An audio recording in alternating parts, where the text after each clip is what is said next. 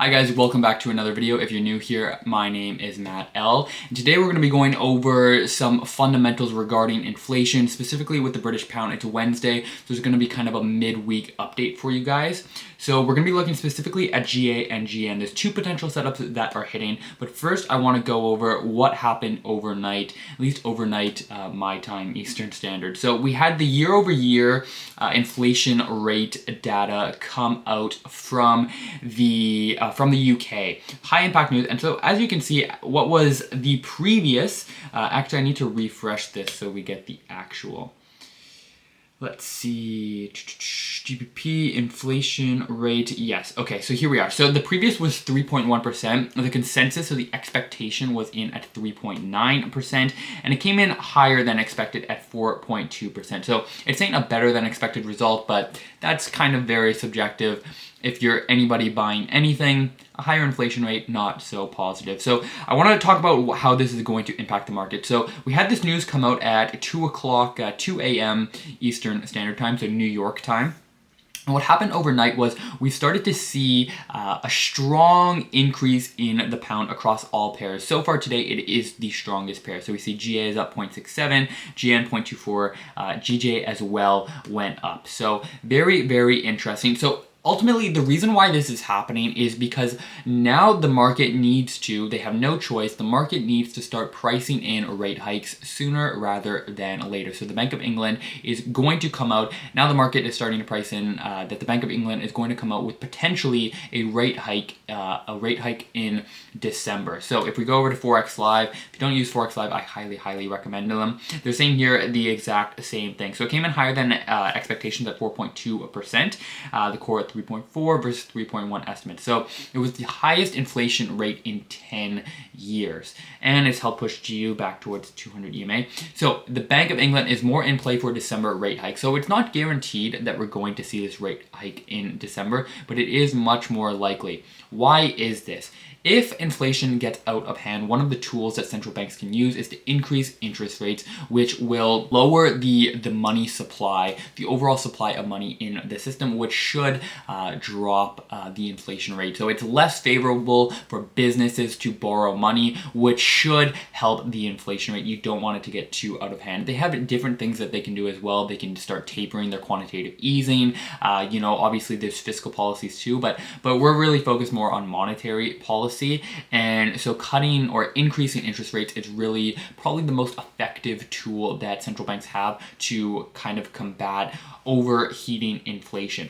The reason this is good, inflation is, in this case, inflation is bad for the pound, but the reason the pound is appreciating, and this is why I know a lot of you struggle with this, is because a higher interest rate that central banks put, a higher interest rate is more favorable for a currency because of a few reasons. Partly because of the swing trade, the carry trade. If you guys aren't aware of that, it's when you can make money by holding a certain currency overnight. So that is something. But overall, it also signals to the market and the global economy as a whole that, this country is doing well. They're hiking interest rates. Countries only cut rates when things aren't going so well. So I want to hop into the charts. That's kind of a very brief overview of what's going on, but it's really all you need to know for now. So we have these two setups. We have GM, we have GA. GA is at 8.5. So, GA is actually about to hit. So I prefer GM. Okay, so what we have to do in a situation like this when we have two pairs that are lining up at the same time is we have to identify which one is more favorable and are they moving in sync. They are moving in sync.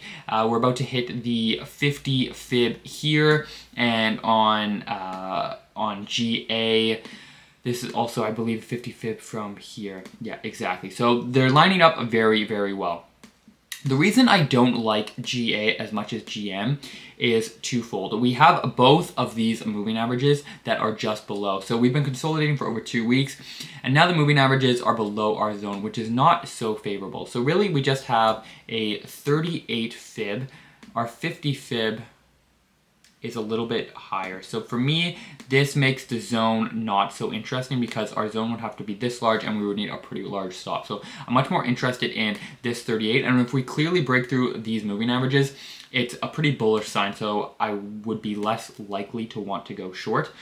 Nothing really on the 4-hour other than this 800 EMA, which again is higher. So we can draw this little trend line here just for a little update. But that's why I don't love pound Aussie. I prefer pound yen. Okay, pound yen, we're going to be at the 50 fib. It's a key level as well, which is at 928. So we also have the round number 20 pips just above at 1.93. So very favorable for that. Our stop would be 30, 35 pips, just enough room to allow the market to hit that round number. But a 50 fib, the 50 EMA on the daily. If we go on the 4-hour, we also have this 200 right here. So ultimately you'd want your penny to be just slightly lower. I mean, I have mine at 928, but if you really wanted to be safe, you could put it at 9272, around there. But the confluences overall, what I'm trying to say is that the confluences are a little bit stronger on GN. Now, I know a lot of you would take both. Anytime you see a strong setup, you want to hop in. But really, it's about remaining risk managed. You don't want to be overexposed because the likelihood of these moving in sync are very, very strong. They're either both going to work or both going to lose. So if you're accustomed to risking 1% or 0.5% and you go in on both of these and they're both losers, well, it's going to take you double the time than it normally would to make back that loss. So that is what's going on today. The question is, how much of a carryover are we going to see of this fundamental move, right? This bullishness is obviously being driven by the inflation data. So we need to kind of figure out how long this is going to play out. But if we look at the overall trend right now, we are in a downtrend, and I've been saying for a while that we need some kind of pullback, and we need a fundamental reason for that pullback, and we're starting to get it. So now that we're getting it, we don't want to be too concerned and too wary and too, skeptical about our trade. So we have our zone, and that is what we're going to be looking at. So if a 928 does not work, 93 area does not work on GM, we're going to be looking at the 61 on GN as well at 938, 934, which will line up really well with these moving averages. Okay, so hopefully that gives you guys a sense of what's going on fundamentally. I'm not going to be taking this short on GA. I know some of you will. Nothing wrong with it. There are some confluences there. I hope it works out for you. I'll be waiting for GN. If you have any questions, let me know in the comment section. It's kind of a midweek video update. There's nothing else that's crazy that's going on in the market. So if you enjoy these type of videos, let me know. Stay safe out there, and I'll see you in the next video. Peace.